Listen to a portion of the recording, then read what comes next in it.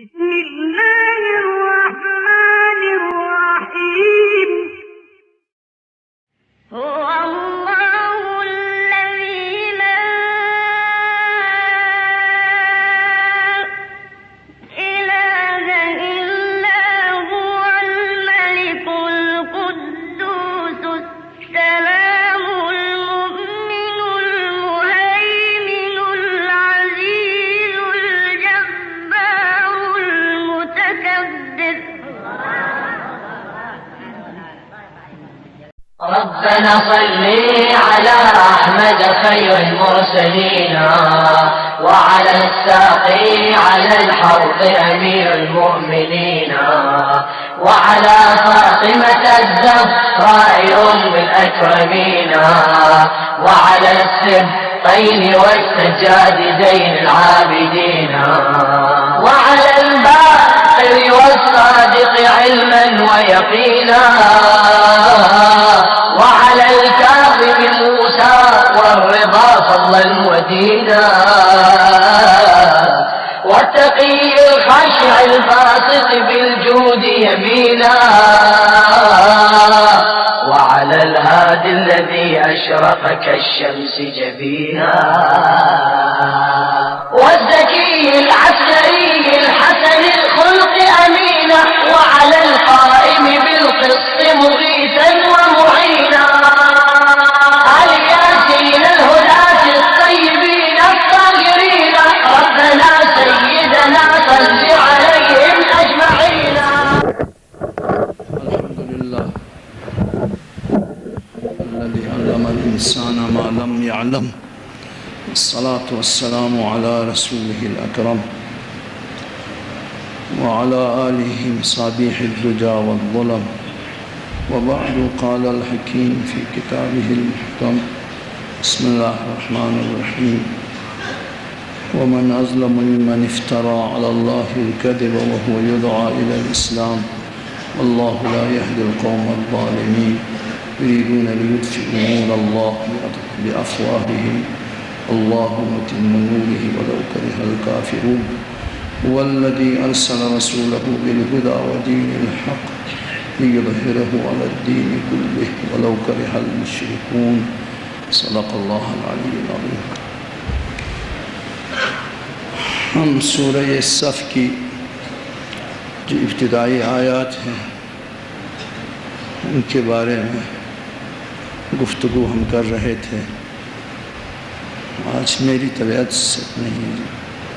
مولا امیر المومنین کا ایک ارشاد ہے کم من اکلۃ تمنع الاکلات. بہت سارے وقت ایسے بھی ہوتے ہیں کہ ایک لقمہ ہزاروں لقموں سے انسان کو کیا کرتا ہے؟ محروم کر دیتی ہے ایک لقمہ. تو یہی آج میرے ساتھ ہو گیا ہے. ہمارے کسی دوست کے کل ہم افطاری پہ تھے نا. انسان جب زیادہ افراط محبت میں بھی جب افراط ہوتا ہے نا تو پھر اس کا نتیجہ صحیح نہیں ہوتا. تو ہر ابھی بھی میری طبیعت ٹھیک نہیں ہے. پسینہ ہے اللہ سے پورے لوگوں کا مقبول ہے حقل آپ لوگوں پر پیچھے. تو کوشش انشاءاللہ کل کوشش کرتا ہوں کہ اس کی اچھی طرح ہو. اس سے ایک دو جملے عرض کرنے سے پہلے آج 5 اگست ہیں اور یوم شہادت عارف باللہ سید عارف حسین الحسینی رضوان اللہ تعالی علیہ حالت روزے میں وقت سحر جس طرح اپنے جد امجد مولا امیر المؤمنین کی شہادت واقع ہوئی اسی طرح شہید عارف بھی شہید ہو گئے ہیں حالت روزے میں اور وقت سحر میں. ایک بڑی سعادت ہے ہر ایک کے لیے نصیب نہیں ہوتی ہے. تو اللہ تعالیٰ ان کے درجات کو بہشت بری میں پروردگارہ عالی سے عالی تر فرما رہا. اور جو اس راستے میں کوشش کر رہے ہیں اسی راستے کو حقیقت سے اپنانے والے ہیں انہیں بھی یہی سعادت نصیب فرما رہا. وہ ان کے آثار ہیں ان کے چھوڑے ہوئے نقوش ہیں بہت سارے ہیں. ان کے وعظ و نصائح کے مجموعے بھی کتاب کی شکل میں چھپ چکی ہے، اور بہت سارے چیزیں ہیں سی ڈیز کی شکل میں، کیسٹس کی شکل میں چھوڑے انہوں نے، اور ان تمام چیزوں میں اخلاص اور تقوی کے آثار پاتے ہیں۔ تو اللہ تعالیٰ نے انہیں شہادت جو ہے، عظیم سعادت اللہ تعالیٰ نے نصیب کی۔ یہ ان کا تذکرہ کرنا تھا، اور پھر اس کے بعد ذرا غور کیجیے، پرسوں عرض کیا تھا نا ان دو آیتوں کی تشریح میں، یریدون لیطفئوا نور اللہ، آج کی جو آیت ہے یہ بھی اسی کے ساتھ مربوط ہے، ایک ہی مقصد کے لیے تقریباً ان آیات میں اشارے ہیں۔ یریدون، یہ جو اسلام کے خلاف جو سازشیں کرنے والے لوگ ہیں، کافرین ہیں، مشرکین ہیں، یہ لوگ چاہتے ہیں لیطفئوا نور اللہ، اللہ نے جو روشن کیا ہے وہ نور وہ کیا کریں، بجھا دیں۔ کس چیز سے بجھا دیں؟ بافواہہم، اپنے پھونکوں سے، منہ سے۔ تو پھونکوں سے اللہ تعالیٰ کے روشن کردہ نور کو یہ لوگ بجھانا چاہتے ہیں، لیکن یہ چاہے نہ چاہے ان کے لیے گران ہو یا نہ ہو، ان کے دل جل جائے وہ اپنی جگہ پر۔ واللہ متم نورہ، اللہ تعالیٰ اپنے نور کو کامل قرار دینے والا ہے، ولو کرہ الکافرون، اگرچہ کافرین کے لیے ناگوار ہو، ان کے لیے برا لگے غرق پڑتا ہے۔ تو ہم نے عرض کیا کہ اس کی تشریح تو کی، آپ ان کے ذہن میں اذہان مبارکہ میں اگر ہیں تو یہ اشارہ ہے کہ بات میں حضور صلی اللہ علیہ وسلم کے بات میں، ان کے دور میں بھی اور بعد میں بھی، الی یومنا ھذا، اٹھنے والی جتنی سازشیں اٹھنے والی ہیں ان سب کی طرف کیا ہے، یہ اشارہ ہے۔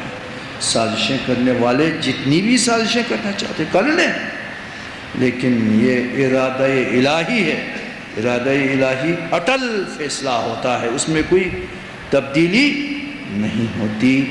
وہ اللہ تعالیٰ اس نور کو کامل تک پہنچانے والا ہے، اگرچہ کافرین ولو کرہ الکافرون۔ تو اس کے سلسلے میں ہے کہ ایسی سازشیں آج تک بھی چل رہی ہے مسلمانوں کے خلاف۔ یہ جو پہلے حضور صلی اللہ علیہ وسلم کے زمانے میں بھی سازشیں کی گئی، دور خلفاء، اس کے بعد اور آج تک استعماری طاقتیں، اختلاف بین المسلمین، بلکہ ہم سمجھتے ہیں اختلاف بین المومنین، یہ ساری انہی سازشوں کی ایک کڑی ہے۔ لاشعوری، شعوری اور لاشعوری طور پر یہ کام ہم نہیں سمجھتے، کبھی کبھی ہم سمجھتے ہیں شعوری، نہیں سمجھتے ہیں۔ آج کل جو مسلمانوں کا جو حشر ہے، آپ ذرا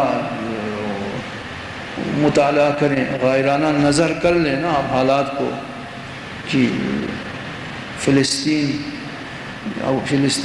کے مظلوم عوام کے خلاف جو سازشیں ہوتی ہے، شام کے حکومت کے خلاف، یہ ساری یہی چیزیں ہیں۔ وہاں حزب اللہ ہیں لبنان میں، ان کو کمزور کرنے کے لیے سازشیں استعماری طاقتیں کرتی ہیں، خصوصاً امریکہ یہ کام کرتا ہے۔ پھر بھی مسلمان جو ہے وہ ان چیزوں کو نہیں سمجھتے ہیں، بلکہ ان کے سازش کاروں کے آلہ کار بن جاتے ہیں، ممد و معاون بن جاتے ہیں، چاہے یہ جتنا بھی سلسلہ ہی کیوں نہ ہو، یا اسلام اصیل کے علم بردار ہیں پیروکاران مکتب اہل بیت، ان پہ جو سازشیں ہو رہی ہیں سعودی عرب میں، کتنی آپ کے خلاف وہاں پر پیروکاران اہل بیت کے خلاف، ہم نے جمعے کے خطبے میں بھی عرض کیا، لوگ پکڑ دکڑ ہے، جیلوں میں ہیں، علماء بھی جیلوں میں ہیں، خواتین جو مظاہرات کرتی ہیں، احتجاج کرتی ہیں، لیکن دنیا ایسی ہے جیسے کہ ان پر موت طاری ہو گئی ہے، سکوت مصلحتیں ہیں نا ان کے لیے۔ اصل چیز آپ کے میڈیا تو بہت مختصر ہے نا، جو یورپ والے استعماروں کے پاس جو میڈیا ہے وہ سارے دنیا کے میڈیا کے جو ہے وہ ان کے مقابلے میں کچھ بھی نہیں ہے، بہت کام کرتے ہیں۔ بحرین میں یہی ہے، ایران کے خلاف جو سازشیں ہو رہی ہیں، وطن عزیز پاکستان کی ایٹمی طاقت کے خلاف جو آئے دن امریکہ کے ہمیں تشویش ہے، یہ ہے وہ ہے، اور یہ ساری چیزیں، اور طالبان کے شکل میں ان دہشت گردوں کے شکل، یہ ساری چیزیں یہ استعمار کی سازشیں ہیں۔ یریدون لیطفئوا نور اللہ واللہ متم نورہ ولو کرہ الکافرون، یہ سلسلہ ہے۔ سلسلہ ہونے کے باوجود بھی اللہ تعالیٰ کا اٹل فیصلہ ہے کہ اللہ اپنے روشن کردہ نور کو کیا کرے گا؟ تابناک کرے گا، کامل کرے گا۔ یہ ساری سازشیں ایک ایک ہو کے ناکام ہو جائیں گی، مایوس ہو جائیں گے، یہ لوگ مایوس ہو جائیں گے۔ اس کی یہ دوسری آیت بھی اسی کے ساتھ مربوط، هو الذی، وہ ذات ہے، تو وہی ذات ہے، کیا ہے وہ؟ والذی ارسل رسولہ، جس نے اپنے رسول کو، اپنے پیغام لانے والے کو کیا کیا؟ والذی ارسل رسولہ بالہدی، بھیجا ہدایت کے ساتھ، ودین الحق، اور دین حق کے ساتھ بھیجا، لیظہرہ علی الدین کلہ، تا ان کی یہ دین تمام ادیان عالم پر، تمام مذاہب عالم پر کیا ہو جائے؟ غالب کر دے۔ لیظہرہ علی الدین ولو کرہ المشرکون، اگرچہ مشرکین کے لیے یہ کتنا ہی ناگوار ہو، ان کے دل جل جائے 100 بار 1000 بار جل جائے، لیکن اللہ تعالیٰ جو ہے اپنے اس دین کو سارے ادیان پر کیا کرے گا؟ غالب کرے گا۔ ایک تقریباً مفہوم میں پہلی جو آیت شریفہ ہے اس کے ساتھ یہ آیت بھی ملتی ہے، تقریباً مفہوم میں ایک ہی، لیکن کچھ فرق ہے اس میں۔ تو هو الذی ارسل رسولہ بالہدی والدین الحق لیظہرہ علی الدین کلہ، یظہرہ، جب اظہار باب افعال میں اس کے بعد علی جب آ جاتا ہے، ای لیغلبہ علی الدین کلہ، لیظہرہ یعنی اس کا معنی کیا ہوگا؟ لیغلبہ علی الدین کلہ ولو کرہ المشرکون۔ یہ عربی زبان میں ظاہر ظہور کے لیے بھی آتا ہے، اور کبھی کبھی کیا ہوتا ہے، ظاہرون غلبے کے لیے بھی آ جاتا ہے۔ اس کے کچھ عربی گرامر میں کچھ حروف کی ضرورت ہے آگے پیچھے۔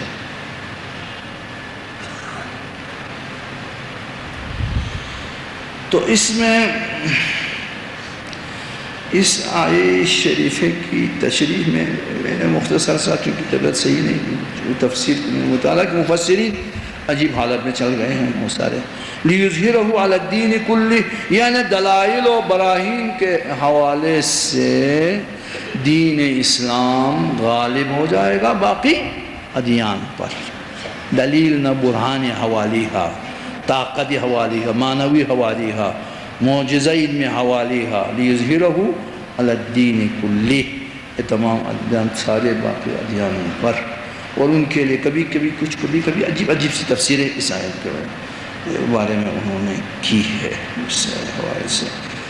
ایک تو صحیح ہے ایک حوالے سے کہ چونکہ باقی جتنے بھی کتابیں ہیں، شریعت کی کتابیں ہیں، تورات ہو، انجیل ہو، وہ سارے محرف ہیں، ان میں تحریف ہو چکی ہے۔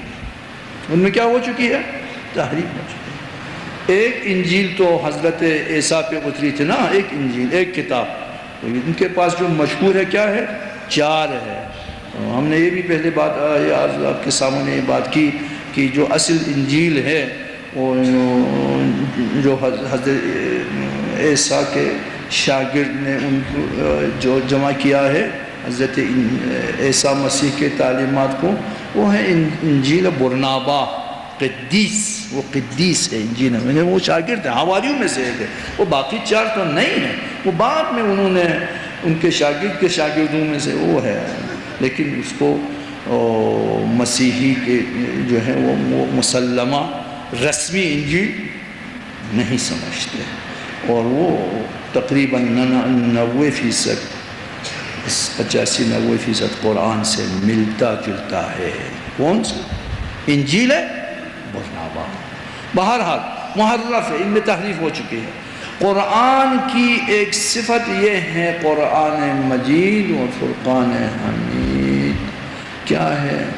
حرف بحرف، لفظ بلفظ، کوئی اس میں تبدیل، وہی حرف بحرف حضور صلی اللہ علیہ وسلم کے دور میں وہی آج بھی یہی ہے، اس میں کوئی تبدیلی نہیں، کیونکہ خود خدا عالم نے اس کی ضمانت لی ہے، انا نحن نزلنا الذکر، ہم ہی ہیں کہ ہم نے اس کتاب کو نازل کی ہے، وَإِنَّا لَهُ، ہم ہی ہیں اس کے کیا حفاظت کرنے والے، انا عربی لہو لحافظون، ایک عربی جاننے والے جانتے ہیں، ان میں بہت ہی کیا ہے تاکید ہے، انا یقیناً بلا شک ہم ہی نے نزلنا الذکر، قرآن کو ہم نے نازل کیا، ہم نے ہی نازل فرمایا، وَإِنَّا لَهُ، اور ہم ہی ہے یقیناً اس کتاب کے لحافظون، یہ لام تاکید، ہم ہی ہیں کہ اس کو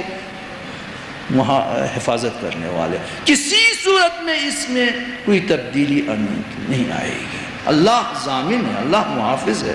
البتہ تحریف معنوی، وہ معنی میں کوئی کس طرح، کوئی مفسرین کوئی کیا معنی کرتا ہے، کوئی تاویلات، وہ الگ بات ہے، تحریف لفظی نہیں۔ جس طرح بسم اللہ الرحمن الرحیم، الف لام میم ذالک الکتاب لا ریب فیہ، حضور صلی اللہ علیہ وسلم کے دور میں ہی یہ آیتیں تلاوت ہوتی تھی، آج بھی یہی ہے، تواتر بین المسلمین، اس میں کوئی وہ نہیں ہے۔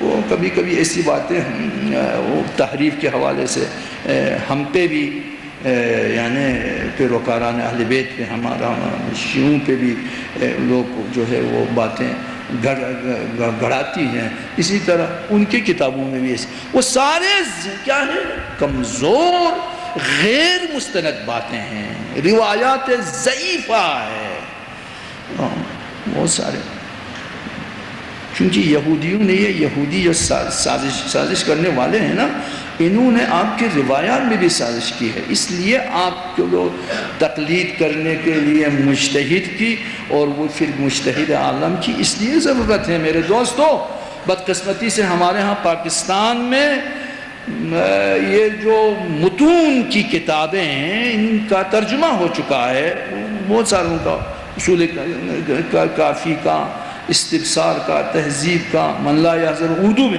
وہ بیچارے کہتے ہیں یہ حدیث ہے لہذا اس کا معنی یہ بیتم بادی، کیا جانتے ہو میرے دوست، ایک حدیث کے بارے میں 1 ہفتہ مجتہدین کے لیے وقت لگتا ہے، بس ہفتہ ہے۔ آیت اللہ العظمی خوین المعجم فی الرجال لکھا ہے تقریباً 20 جلدوں میں، آپ کو علم درایت کی ضرورت ہے، علم الرجال کی ضرورت ہے، یہ کیا جانتے ہیں میرے دوستو، بدقسمتی ہے۔ یہاں ہمارے الحمدللہ چونکہ حوزہ علمیہ سے 100 سال سے زیادہ رابطے ہمارا رابطہ رہا ہے، تو اس کی وجہ سے ایسی باتیں، پھر بھی کچھ لوگ ہیں مجتہدین کے بارے میں اظہار رائے کرتے ہیں، کیا کرتے ہیں، مجتہدین کے بارے میں بھی اظہار رائے کرتے ہیں وہ لوگ، یہ مجتہد ٹھیک ہے، یہ ٹھیک نہیں ہے۔ میرے دوست، یہ آپ کا سبجیکٹ نہیں ہے، جتنا یہ آپ کا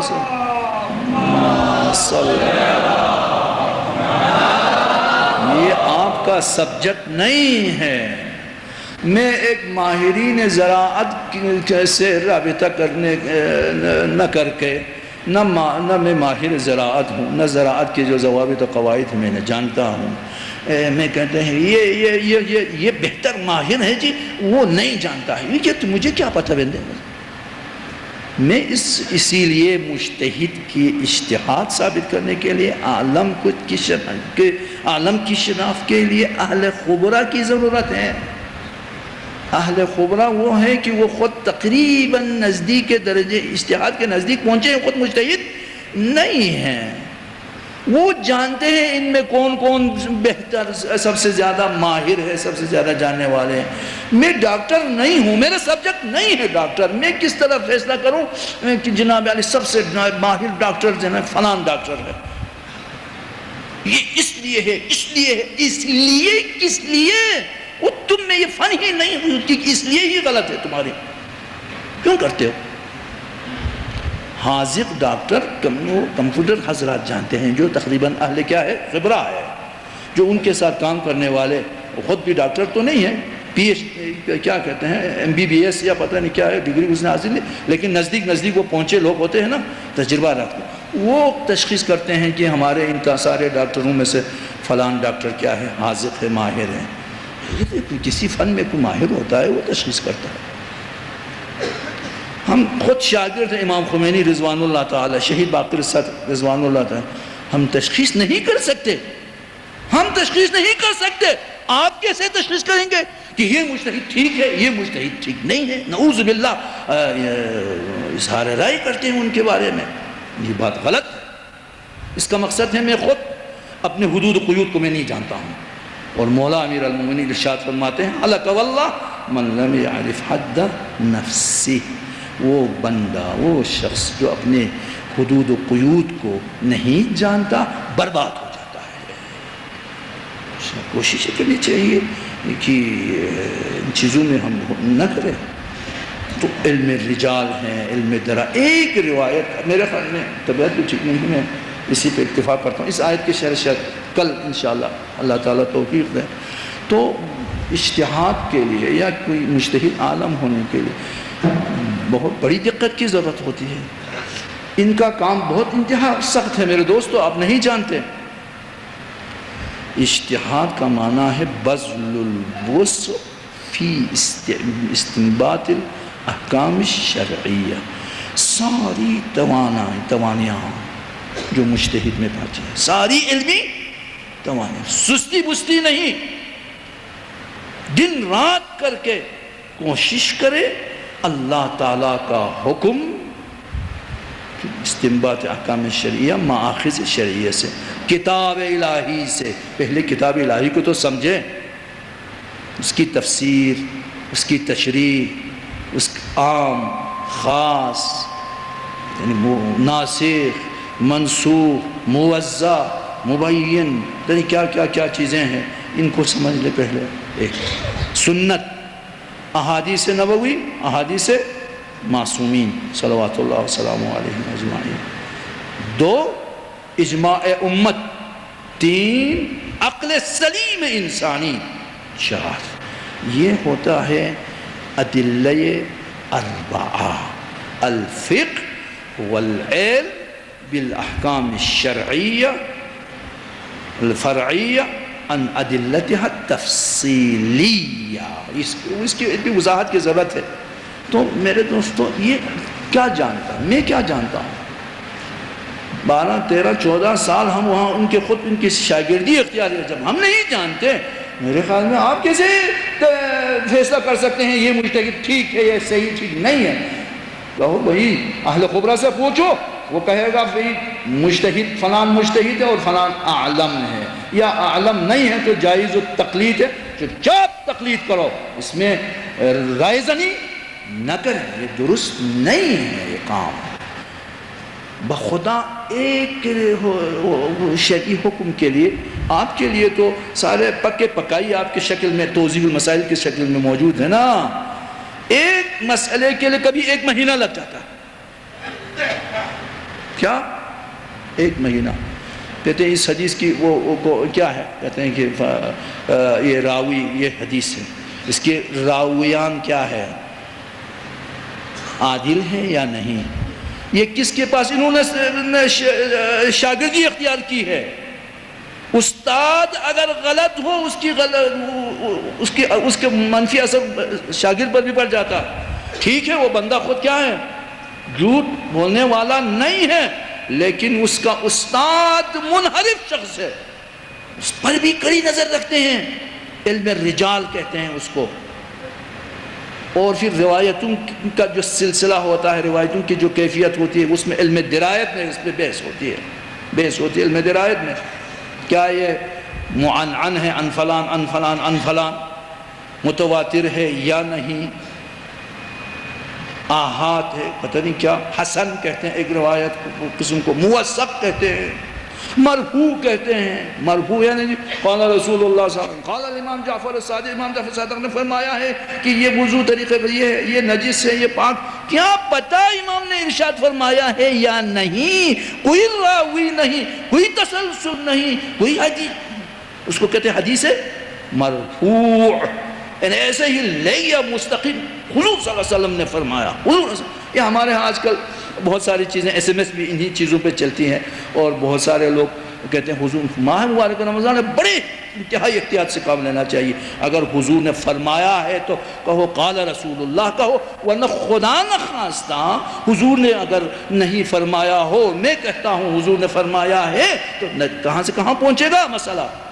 تو میرے دوستو بڑا انتہائی وہ ہے یہ اجتہاد کا وہ ہے جو ہے اجتہاد کے جو علم ہے، اور ایک آدمی ان کی تشخیص جو ہے ٹین سامسونز ہے گوئن زرن ایک ہو گیا، سوا ایک ہو گیا، وقت آ گیا۔ ایک دفعہ میں نام بھی نہیں لیتا ہوں، جگہ کا بھی نہیں لیتا ہوں،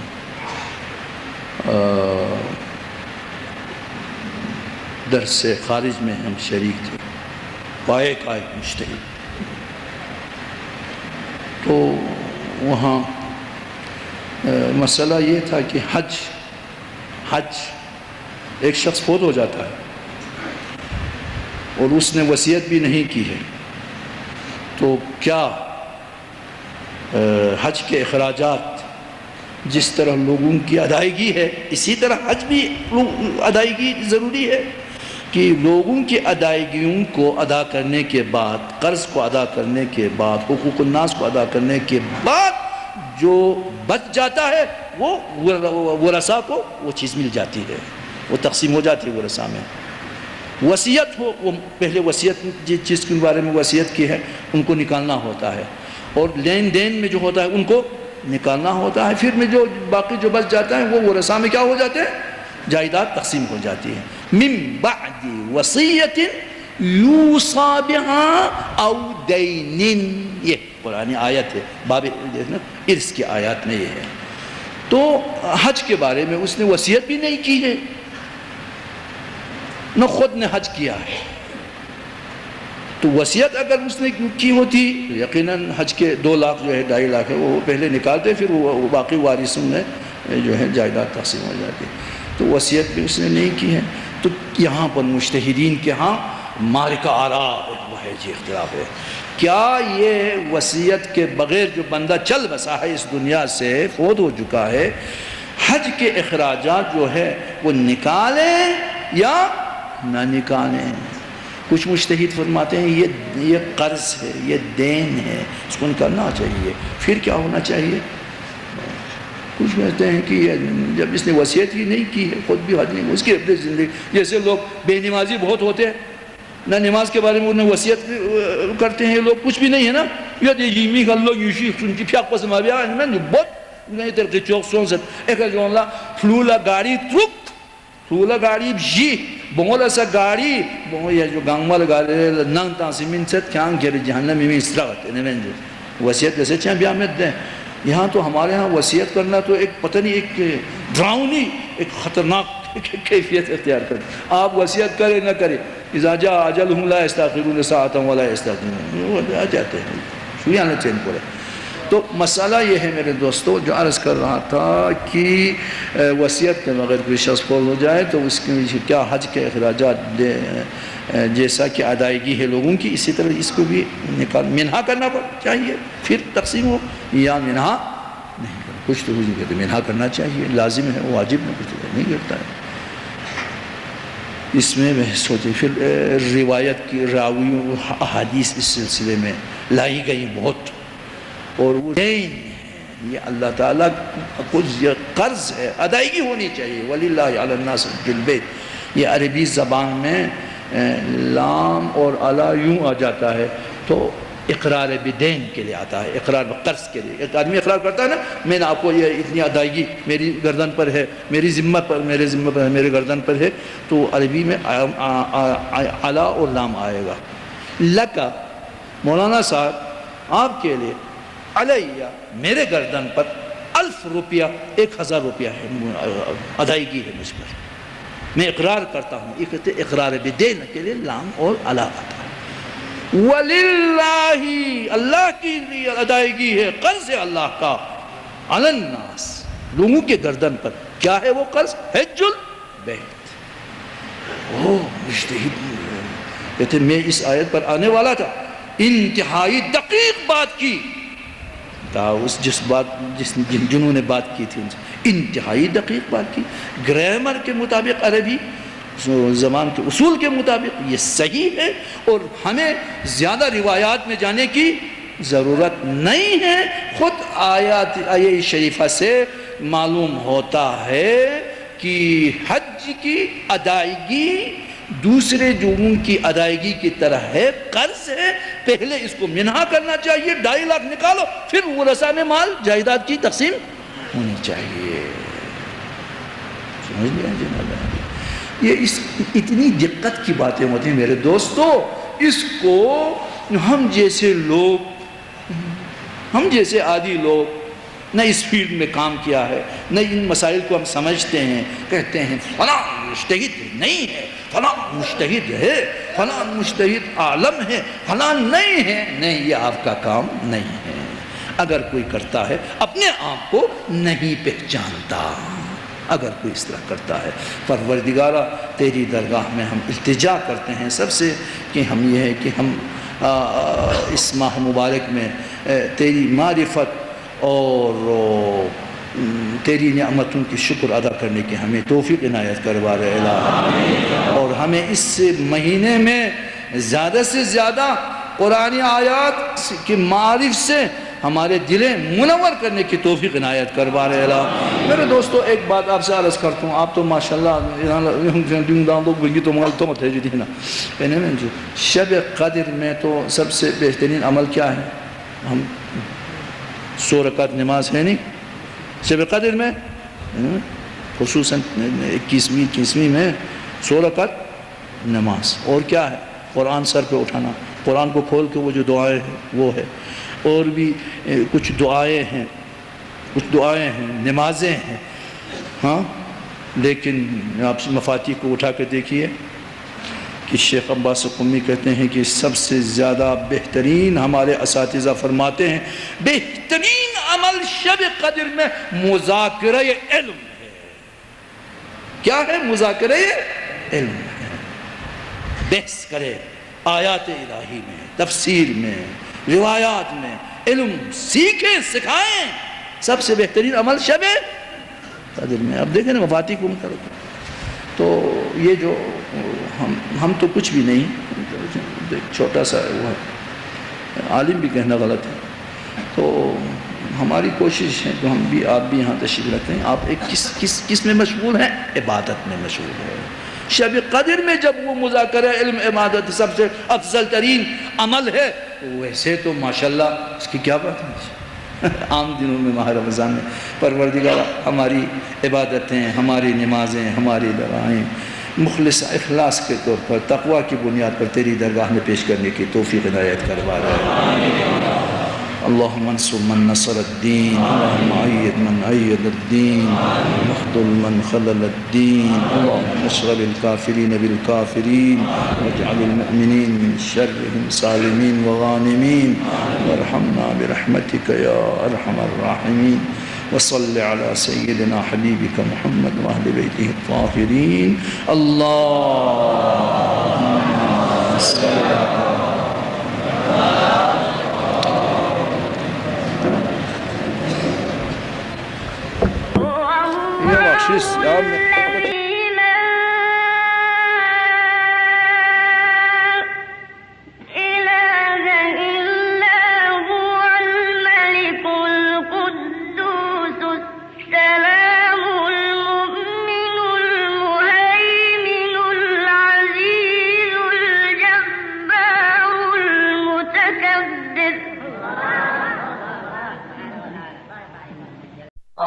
نصلي على أحمد خير المرسلين وعلى الساقي على الحوض أمير المؤمنين وعلى فاطمة الزهراء أم الأكرمين وعلى السبطين والسجاد زين العابدين وعلى الباقر والصادق علما ويقينا وعلى الكاظم موسى والرضا فضلا ودينا والتقي الخاشع الباسط بالجود يمينا وعلى الهادي الذي أشرق كالشمس جبينا